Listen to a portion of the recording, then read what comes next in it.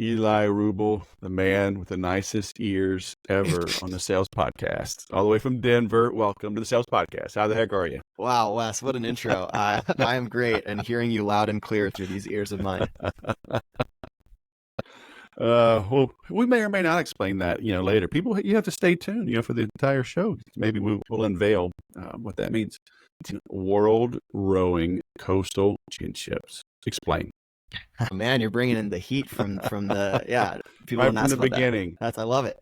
Yeah, so I like picking up weird sports, and so in beginning of the year, I decided I was going to learn how to row. I lived in San Francisco, and there's a big rowing community that would row in the bay and in the ocean. And the team there at the time was training to compete and represent the U.S. at the World Championships in Canada that year. And I asked them if I could kind of tag along, essentially, like be their water boy. And they're like, yeah, of course. And so I started training alongside them, and ended up that I was invited to actually compete with the team. And then my partner and I were the second highest placing team there. So we finished 15th overall at the World Championships that year. How big is the crew? It was just two of us in the boat. Oh, okay. Yeah. Oh, nice. Very cool. I've never done that. So, hey, you put it on LinkedIn, man. So it's there for all the world to see. Fair I'm just game. saying. I didn't even do any freaky searching. That's just like you just offered that. I mean, you teed that thing right up. So, you are a relatively young man. Is that safe to say? I'll take that. Yeah. Dude, I got gray hair. I got grandkids. So now everybody's a young whippersnapper. All right. That's fair. So get off my lawn and look at me when I'm talking to you. But anyway, so you founded, is it 2 companies? No, I've sold 2 companies. Founded several. A lot. All right. Well, let's talk about that. Wow. You've only sold 2. What happened to all the others? Graveyard, man. There's a graveyard of Really? ideas, and I think it's not so linear, right? Like I've started things that turned into other things that ultimately turned into the companies that sold, right? So I think my first software company that ended up raising venture capital ended up being acquired in 2014. There were 2 other concepts that were that company before it turned into the thing that it actually was. It originally was like kind of like what Wix or Squarespace is today. Originally I was working on that problem, and then didn't see that through, pivoted into something else that was like social media photo things. It was back in like 2010. And then that wasn't working, so pivoted into contract lifecycle management software, which my thesis there was I wanted to pick the most boring corner of the software world that I could, so I wouldn't be competing with a bunch of really smart people.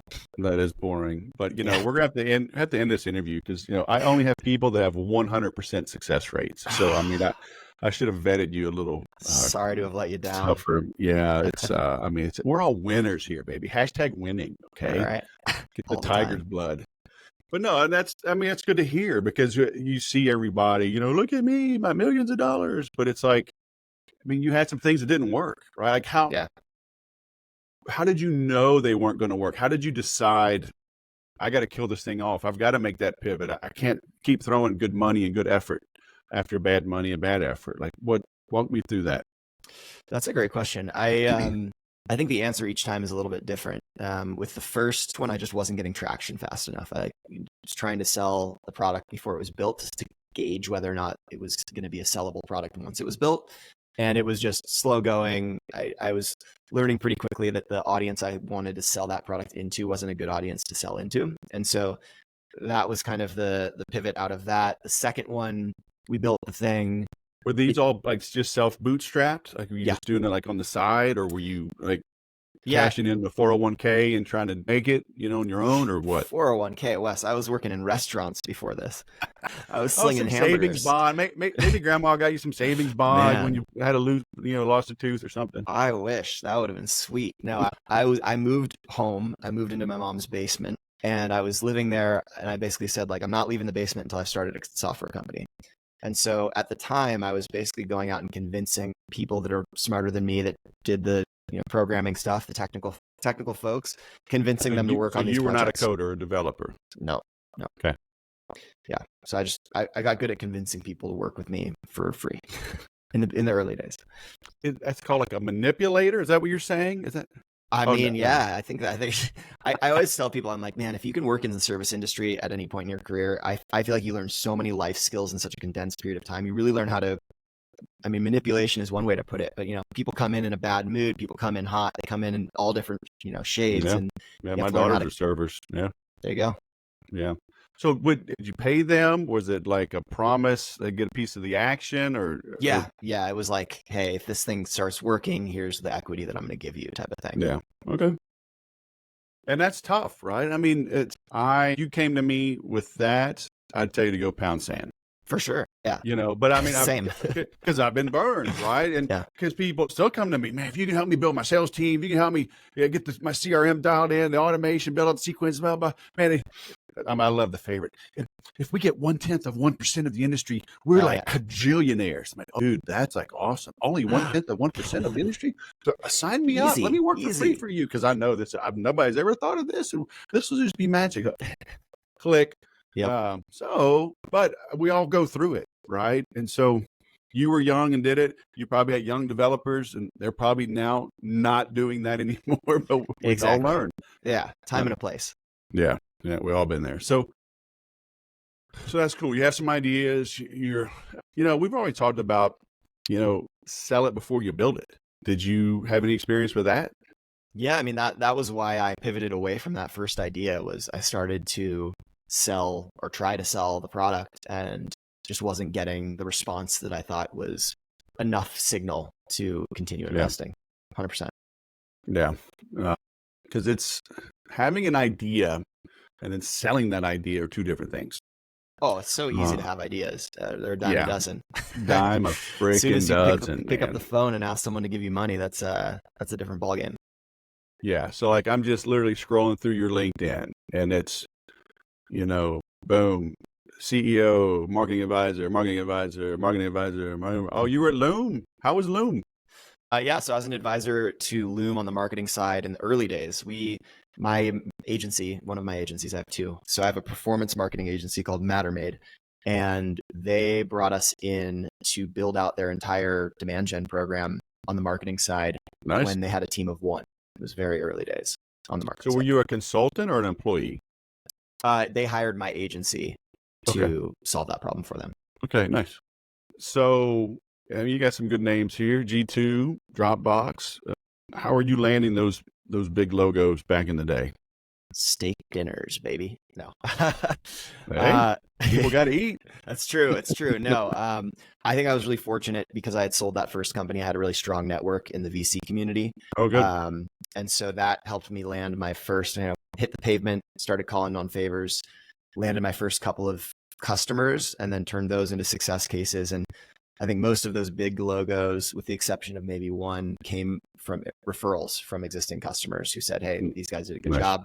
You should work with them. And so you're building, so you sold two, right? Mm-hmm. Walk me through those real quick. Yeah. So the first one was the contract lifecycle management company that was acquired in 2014. And then I took a year where I was technically working air quotes, working for the acquirer, but really I was riding my motorcycle through all of Central America with a buddy. And then after that earnout period, I went and acquired an e-commerce company. And so that business I turned around. It was like a dumpster fire when I bought it, and it was less of a dumpster fire when I sold it. Okay. Hold that thought. I want to come back to all of these because I didn't realize on the contract thing. So you looked around and found a boring industry and made it better, right? Yep. Or just jumped in because like I don't talk about it a lot, but like I do raw land investing and have for years, and I've just found a glitch, a hole in the matrix. It is boring as hell. A lot of these deals are small. I mean, buy them for $1,000, sell them for $4,000. Some of them get big, but a lot of them are just 1, 2, 3, $5,000, sell them for 8, sell them for 10. Not sexy at all, and I love it. I love. I don't want to be in the limelight. Yeah. So how did you come to discover that boring industry? Yeah, it was a pretty roundabout way. So there were these investors in Portland reached out. They were the only, at the time, they were the only VC fund in Portland where I was starting the company. And they reached out to me and they're like, listen, you don't know us. We know of you. You've inadvertently networked with all of our LPs, all of our investors. And we like your tenacity. We hate what you're working on. So if you'd be open to considering other ideas, we would be open to writing you your first check. So it was a crazy, I was 21 at the time, living in my mom's basement, had nobody else throwing cash at me. This was like the opportunity of a lifetime. So I took it. And through the process, to answer your question, through the process of closing that financing round, I became interested in the inefficiencies in the communication as we negotiated that contract with them. Nice. The investment docs and stuff. So cool. Yeah. So, you were curious, right? You didn't turn your nose up at like, oh, that's something I want sexy. I want to build whatever, CRM, a social media marketing platform. I want to, it's like foot in the door. Yeah. Didn't care how. Yeah. That's cool. Yeah. Because I tell people all the time, like after 29 years, my wife finally realizes it's like a business is a business. There's nuances and subtleties, SaaS versus brick and mortar, FinServe versus healthcare. Okay. But at the end of the day, you're talking to humans, you're solving problems, uncovering pains, and then go solve the pain, right? 100%. Yeah. All right, cool. So you pick it up and run, you sell that. So the e-commerce, so that's interesting because people are always, I've had a couple guys on the show about their business brokers and it's a great way to grow. But people are funny. Like, oh, the business is doing bad. I don't want to buy it. And it's like, well, the business is doing too good. They want too much money. I don't want to buy it. Like, well, one or the other, right? Yeah. Because it's like, real estate. I was flipping houses in Texas 20 years ago. And it's like, you walk into a house, smell that cat pee. It's like, that's opportunity, money, baby. Yeah. That's right. It's like, cat pee stains on the carpet. Yes. Beautiful. It's like, that's money, because you can negotiate them down. So did you recognize that? Like, this company's doing bad, but like, I can fix them? Yeah. I don't think I was operating at the same level of sophistication that I would bring now to an acquisition. This is a very small acquisition, but so what's very small? 50 grand, 500 grand? 75 grand was what I put down. And then I put about $500,000 into inventory. So then, but the acquisition story there was, it was a friend of a friend. After selling that first company, I was like, okay, I have enough financial stability now that I should do the whole, if you make your passion your work, you never work a day in your life, or whatever that saying is. With the bullshit, but yeah. It's total bullshit. But I thought at the time, didn't know better. So I was like, all right, what am I passionate about? I'm passionate about riding motorcycles. So I just put the word out there to my network. I was like, I want to buy a business that does something related to motorcycles. And after maybe a year of me kind of bitching and complaining about not finding anything, a buddy of mine was like, hey, a friend of ours has this like brick and mortar empire of motorcycle shops. One of the businesses that he acquired has this e-commerce division. This guy doesn't know how to turn a computer on. Like, he just doesn't do anything techie. And you should talk to him about maybe buying it. And so he and I met for coffee and we walk upstairs. He's like, yeah, I'd be open to selling this to you, blah, blah, blah. We walk upstairs. There's maybe 4 people working in the warehouse. And we're in downtown San Francisco in the Mission District, second story above his brick and mortar. And he looks around. He's like, you know what, man, this thing is a shithole. He's like, I'm just going to shut it down. And he literally in front of me fires everyone. He's just like, hey guys, sorry, today's your last day. We're just going to spin this thing down.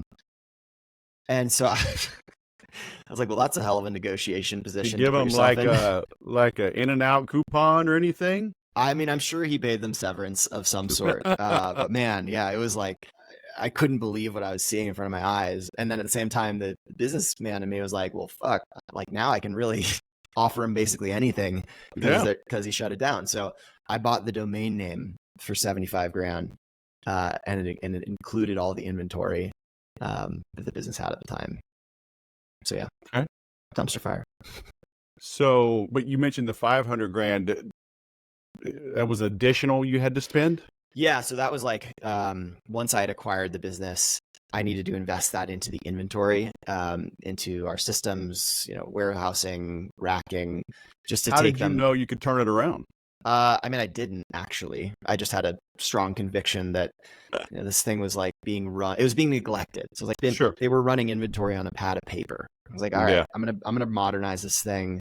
I'm gonna bring like my marketing chops to this thing, and surely I'll be able to grow it.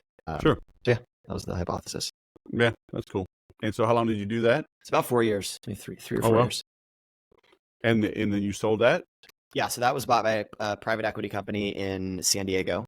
They were Nice. doing a roll up of other e-commerce motorcycle shops, and timing worked out. Yeah, cool.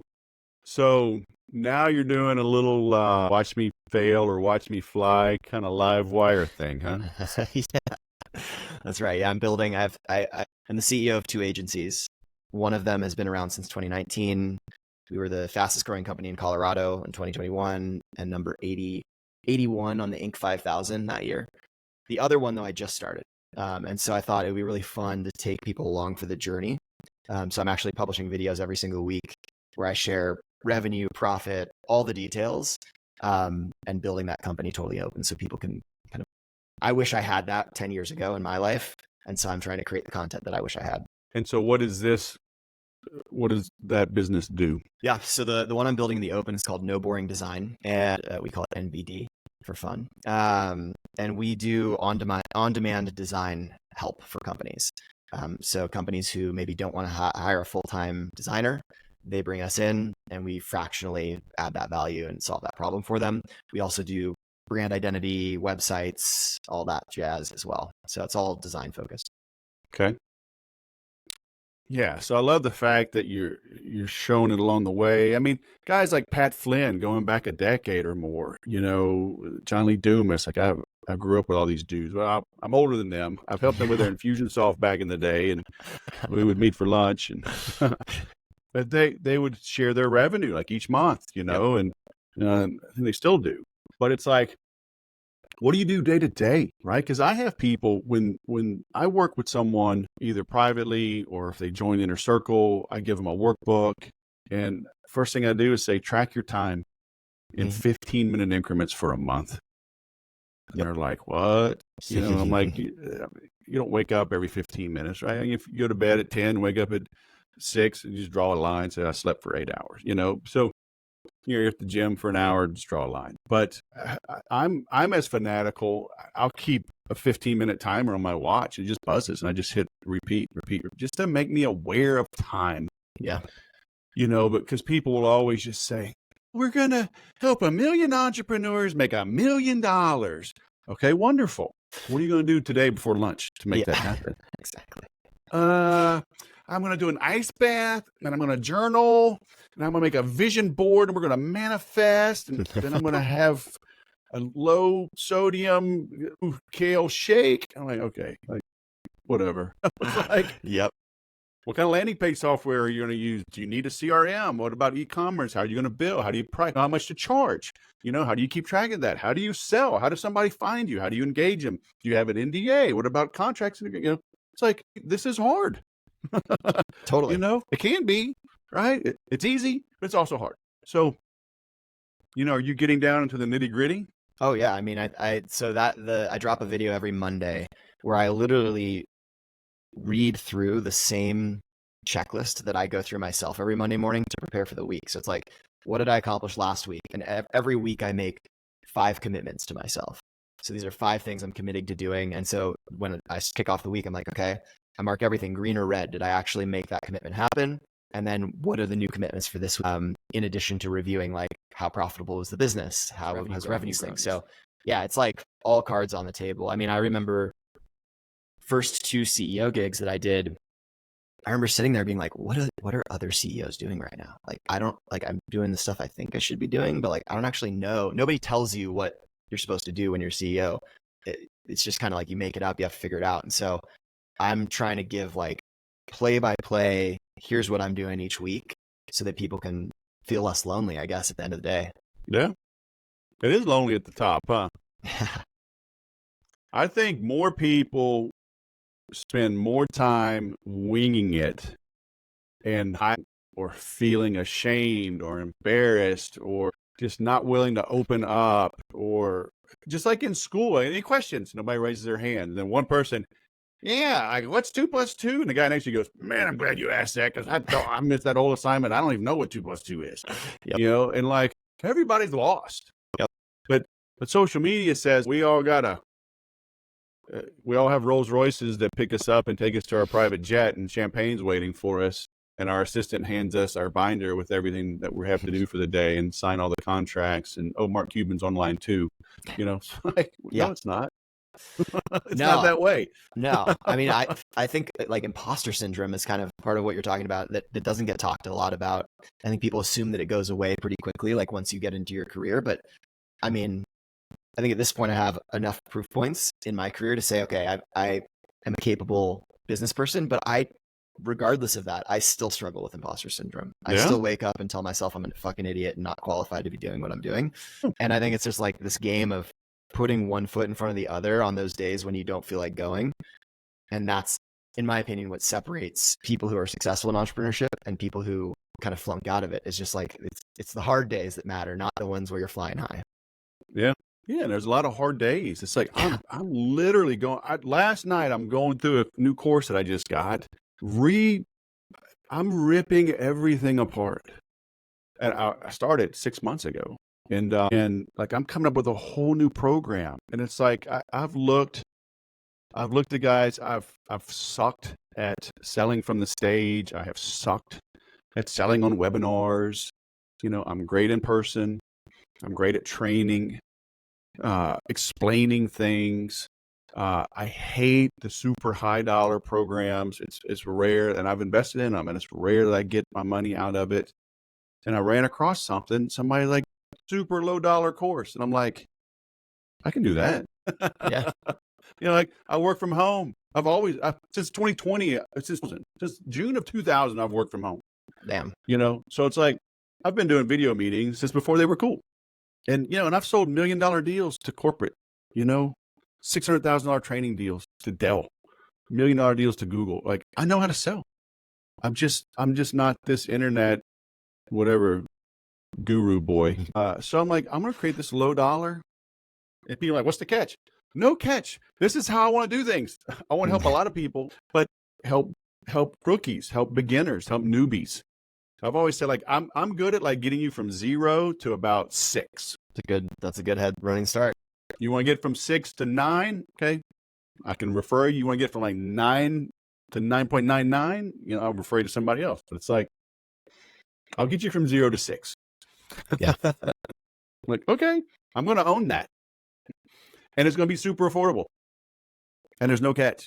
Because people don't realize. It's like I always tell the story. When I was in high school, my buddy, his dad built a gym in their garage. And we all played football. We all played in college. So we were big, strapping bucks. And my sister was visiting one summer. And I said, hey, I'm going to go work out. You know, come with me. And I said, you can spot me.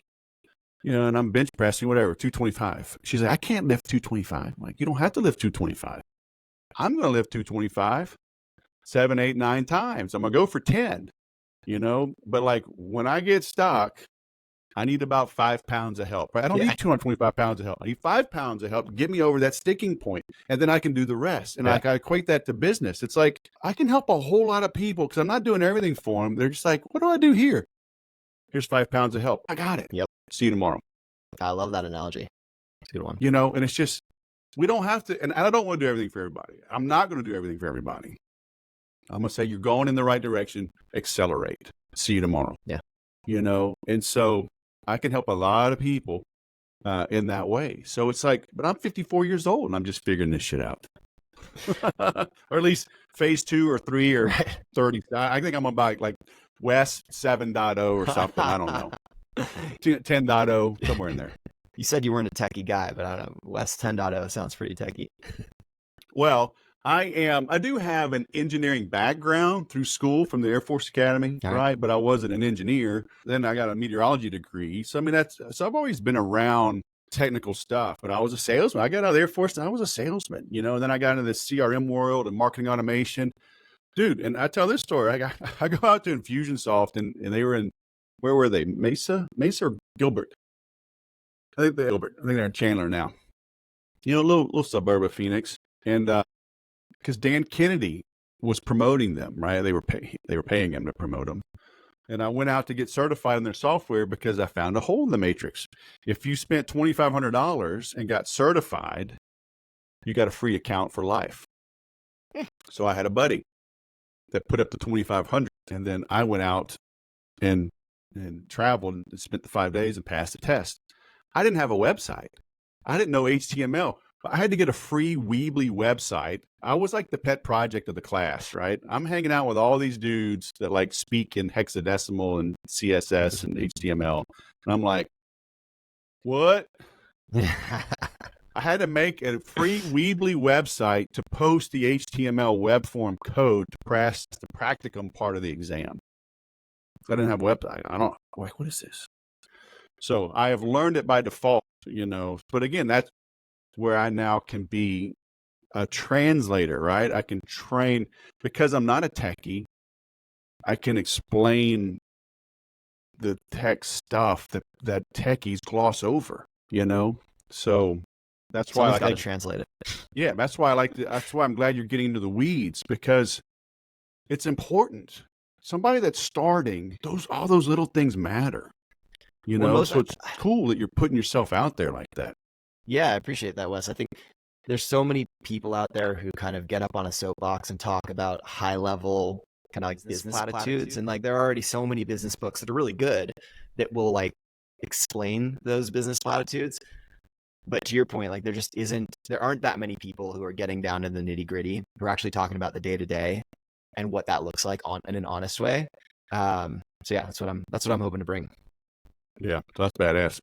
And that's always my advice to all of my clients, you know, because I'm telling them, like, make videos, write, you know, what do I talk about? I'm like, make a 3-minute video. I tell them, go look at an Apple website, you know, a video of whatever, you know, the Apple Watch, you know, they'll start out like they zoom right in on the crown, you know, and then pan out, you know. I'm like, start small.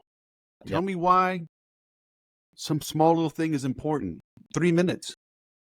Then go to the next and the next and the next. You know, because people, they want to make a 30-minute video. Here, I don't start your CRM. I'm like, no. Make a 2-minute video on how to edit the HTML embed module and when you would want to use that. Yeah. Oh, okay. You know, but people, like, that's like shocking to people. I think that's why people fail. People also ignore, like, there's a lot of stuff that people don't talk about that creates opportunity for folks who do want to talk about it. For example, you see a lot of these influencers out there talking about how they if you go to YouTube, the video titles are like, how I made X number of $1 million. What they really are saying is how much the business made, top line revenue, which has no correlation to how much money they actually put in, like how much money were they taxed on that year, right? And so I think, well, it's still cool that they built a multi-million-dollar business. Totally cool. Love the entrepreneurial hustle, but I think it's misleading for people who are like early in their career and they don't know better. They think like, holy shit, this person made $10 million this year. It's like, no, they probably made, if it's an e-commerce business, like $700,000 this year on $10 million of revenue or whatever their margins are. But I think it does a disservice to the people early on. Like, it's inspiring, which is great, but I think there needs to be that counterbalance dose of like honesty and accuracy so that people can understand like what is realistic for them to accomplish. Yeah. And for sure, both are important. Yeah. But going back to my 15-minute increment, you know, I want to build a $10 million e-commerce business. Say, hey, knock yourself out. You can build $100 million. You can build the next Amazon. But what are you going to do in the next 15 minutes? And then the 15 minutes after that, you know, because I tell people, you know, sales, or at least income, but even the sale, just like weight loss, is a lagging indicator, right? It's just, it documents what you did or did not do in the days, weeks, months leading up to stepping on that scale or asking for that order. In those 15-minute increments, Did you have a Coke or a water? Did you walk to the store, or drive your car? I mean, boom, boom, boom, boom. They all add up. And like anything, I think people like what, even though you've done this now a few times, is it still boring sometimes? Some of the things that you have to do? Oh, for sure. Because I think that's the thing. We get entrepreneurs are creative types, so they want to do fun, exciting things. Think of something. No, somebody has to write the blog today. Yeah. You got to peel back your e-commerce. Yeah, I know it's not your living within your zone of excellence, but ain't nobody else going to do it. You got to peel this thing back and find out why some charge is failing, or why the Zapier Zap is failing, and is there another tool that maybe you should get? Sometimes that's on you. Totally. And it is boring, but you got to do it. And so there's just too much glamour out there. Even our ads, like pick one, Tom Brady, Tiger Woods, LeBron, they work their asses off when the camera's not on, that we don't see, but you're turning the camera on. So kudos, man.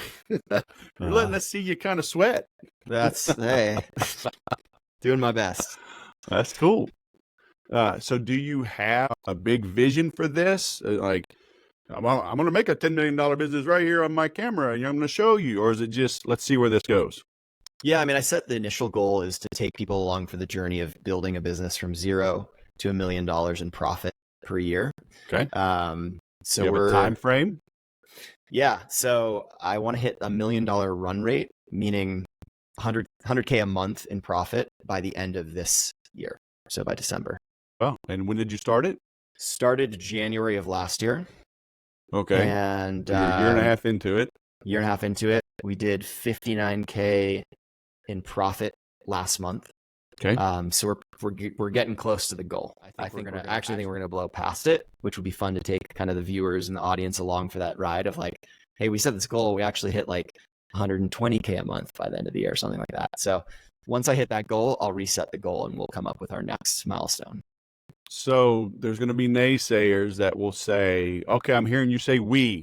So, all right, you're already started with momentum because you had businesses, you probably already have staff, you're just reassigning some work to existing people you already have. I don't have that. I'm starting from scratch. So never mind, I'm unsubscribing. Man, maybe they're not cut out for this. That's their mindset. I mean, yeah, I was there in their shoes times before, right? When I started my software company, I was in their shoes. When I started the e-commerce, when I bought the e-commerce company, I was in their shoes. Like I didn't know anything about those industries when I started. Even when I started my first agency in 2019, it was just me at first. And then I was able to hire part-time help and then full-time help. And so yes, now I have unfair advantages because I've been in the game, playing the game for more than a decade now, 15 years. So absolutely, I do have unfair advantages, but I explain what those are as I go. So I'm like, hey, right. This is something that maybe not everybody can. I have a full-time EA and she helps me 10x my time. Like I only work 25 hours a week and I wouldn't be able to do that if I couldn't afford to pay an amazing EA. Right. So like that's an unfair advantage. Is your VA in the States or overseas? Nope. She lives in Mexico City. Okay. Yep. So you get her at a more affordable rate than a US based, right? Yep. And absolutely. Anybody can do that. 100%. I'm just, as soon as we hang up here, I'm publishing an interview with Adam Pisk, and he's over in Australia, but they pivoted during COVID, and they have a VA service assistance in Colombia and the Philippines, but super affordable, $6 to $7 to $10 an hour. Yep. So anybody, even just starting out, can afford. And he starts out you can get him part-time, 20 hours a week, but you can go to Upwork and find somebody 5 hours a week, 10 hours, whatever, $5 an hour, 5 hours a week, that you can start outsourcing things. But I think in the beginning, people don't even know what to outsource. They don't even know what to give away. So they just do everything, do. So how do you know, what would you say to somebody like, go hire an overseas VA, $5 an hour, 5 hours a week, and give them this task to do? Like, what would you say? So I think it depends on where you are in your journey. So let's say somebody's pretty new. Pretty new. They're just getting started. So in the early days of starting any company, there's a lot of like manual labor that has to be done that just takes time. I'll give you some examples. Like maybe you need to do research on the industry and come up with a list of the top 100 companies that could be your perfect first customer, right? That takes a lot of time. It's not a super strategic initiative necessarily. Like you can do the strategic work yourself, which is coming up with the firmographics and the technographic, but then you can hand off, and maybe that takes you 3 hours of really focused time. But once you have that, you can hand that off to someone who's basically going to take all of those requirements and go scour the internet for you. And if you didn't hand that off, that could have been 3 weeks worth of work that only you were doing. And instead, now you've handed that off, you can start working on the next most important strategic thing. I think there are a bunch of examples like that. It could be things like handling support. It could be, I mean, the standard stuff like managing your inbox and guarding your time. Like most things that come your way don't require an immediate response. A lot of people have candidly like too much ego involved. They're like, oh no, they do need my immediate response. Like nobody's gonna, I mean, I'm not in an industry where anybody's gonna die if I don't respond to an email today, right? In fact, a lot of the emails, like they come in sometimes like supercharged or like someone's like hot on something. If you give them a day and then respond, yeah, they're already thinking about all the other priorities. So they've calmed down. Yeah, exactly. So there's a lot that can be offloaded. Yeah, but I feel weird. I can't have somebody I don't really know reading my emails. Mm-hmm. I hear that a lot. I think that you have to build trust over time. So you don't give them everything all at once, right? I think it takes about 6 months to truly ramp a good EA into a place where they are thinking ahead of you. Like phase 1 is they're taking some work off your plate. They're doing some tasks that doesn't require access to things. Phase 2 is they have access to things. Now they're like really in the weeds with you. Phase 3 is they're actually thinking ahead of you. They know how you think at this point. They've seen you make enough decisions.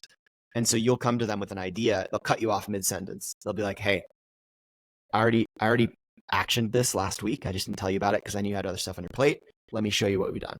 Like that's the promised land in my opinion. So a guy I know that's very successful, so I won't say any names. I don't want to get into a fight, but he made a post just, I think yesterday, talking about don't pitch to the gatekeepers. Because, his thing was, how to get through gatekeepers, how to reach the decision maker 100% of the time. And, like anything, it's a little bit of a clickbaity because it's like, well, invite them on your podcast, send them a gift. Okay, great. If you want to reach 10 people a week or a month, yes, have them on your podcast and send them a gift. But he was saying, don't pitch the gatekeeper, right? But I'm like, a good executive knows what the boss is going through. Absolutely. They know your priorities. They know the goals. They know the current struggles and issues. And I learned this, dude, probably 20 years ago. You ever heard of Anthony Parinello selling DeVito? Yeah. So I was reading this stuff years ago, and then I got to meet him a while ago. He lives here in Southern California. And then he did some training for me and some of my group calls, and I had him on the podcast, and just a good guy. But he talks about that. Vito is a very important top officer. And he's like, don't try to bully or don't lie to the executive assistant. Talk to the assistant as if they're the boss because they know. And they'll flag interesting stuff for you. Like because she knows my priorities, she'll put cold emails that people send to us. Like she knows not to put cold emails in my inbox. However, she'll put them in there every now and then with a comment saying like, hey, I really loved how they pitched the second line. And by the way, this seems like something that might help us out with that initiative we're working on. It's like, pitch them all day long. It's like, a good assistant, they're not there to say no to everybody. They're there to protect your time and your interests. Yep. And some protecting your time and interests means letting a good salesperson with a good offer get access to you. Most people are just bad at sales and marketing, right? So, cool. Well, where should people go, man? I'm linking to everything here in the notes, but somebody's listening to this right now. They're on a jog. They're riding their mountain bike. They're at the Stairmaster at the gym. What should they do right now? Well, they can find me on LinkedIn. That's where I post those weekly Building in the Open videos. just Eli Rubel on LinkedIn. And then if they want all of the behind the scenes stuff, that's over on YouTube. So they search Eli Rubel, or In Pursuit is the name of the channel on YouTube. They'll find me. All right. So I've got your LinkedIn here, ELIRUBEL, That's Eli right. Rubel.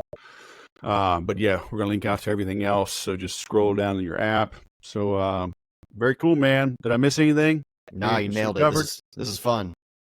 My ears are recovered. Yeah. So what's up with the headset? I see that in your profile here on the LinkedIn. What's up, man? What's up with headsets? Dude, I'm hiding my ears. They're so tiny. No, I'll show you. You said I had tiny ears. I still kind of do, but now they're growing. A little jujitsu action. But anyway. I just like hearing your voice like right there. You know, it feels like you're whispering in my ear, and that's Listen, what I'm going dude, for. Whatever. You can't bullshit a bullshitter, because I'm looking at your LinkedIn right here, and you got a headset on, and that's been there since before we met. So that's true. Don't lie to a grandpa. All right. I drink brown liquids and I know things. All right. Don't. So yeah. So what's up with the headset, huh? It's my signature thing. Are you like the NBA stars, all the athletes, man? You just got the headset on? Yeah, I walk around the house with it. You know, I go to bed with these on. I'll leave it a mystery about when I take them off. But well, my little AirPods, man. So I had all the Bose, quiet, comfort, and all. So I love them, and I love the battery life, and they are pretty comfortable. But these AirPods now, man. So Sunday was Mother's Day. My daughter graduated from college. We had to be in San Diego, an hour away, for an 8 a.m. graduation ceremony on Mother's Day. So we got up early. We got there by 7. We came back, and everybody's at the house, man. We got a big family. I put these AirPods in, and I've racked out on that couch for probably 2 hours. So it helps to be old, gray hair, and so I can sleep anywhere. Maybe it's the military. I don't know. You get a pass. You know, we did learn to sleep, but those are pretty quiet. So I do love me some Apple products. They do work. So what do you have? What are you wearing? These are Sony. They're Sony's. like they're studio monitors. It's like what people they use to listen to like music that's being mixed live. So you get all the goodness. So how'd you decide on Sony? It was like it's what all the producers were using. So like, I should probably Are they wired and wireless? No, they're just wired. And for that reason, like they're super cheap relative to the quality you get. You know, it's like you're getting the best what people use in the industry at the very top, and they're like $150. Yeah. So when you're not sitting at your desk, what are you wearing? Ooh, I'm usually on a mountain bike when I'm not sitting at my desk. And no music? Sometimes. Yeah, I listen just to use the wind? All right. So what are you wearing on the mountain bike? Man, on the mountain bike, I'm wearing a Hawaiian shirt. It's like my vibe. For your ears. I don't care what clothes you're wearing. Oh, come on. You wanted me to tell you about my clothes. Weirdo. Focus. My eyes are here. Thought we were getting close, man. We will, but I'm going to turn the recording off that's for right, that. that's okay. Right, that's right. No, I use AirPods for that. Yeah. Here's my funny mountain biking story. You ready? I got a call coming in, and now my Bose is talking about. So man, this was years ago. Good grief! Can you hear that? I can. You do? The whole world's going to hear my buddy's phone number. I may have to. Stop calling me. Riding my mountain bike, but I'm just in the neighborhood, and I had my phone in my hand, physical, connected, you know, in the ears, and I'm coming up to an intersection, but just surface streets, right? And a truck pulls up and kind of not really runs a stop sign, but runs all the way past it to get to the edge to be able to look both ways, right? Mm-hmm. Blocking the sidewalk where I was about to go through. So I just squeezed the brake, you know, and it was the front brake.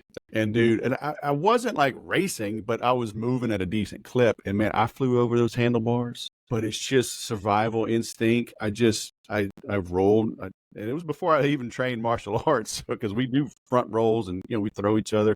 But man, I tucked and rolled and popped right up, like without a scratch. And they didn't even look. They just kept going. I was like, you assholes. Wow.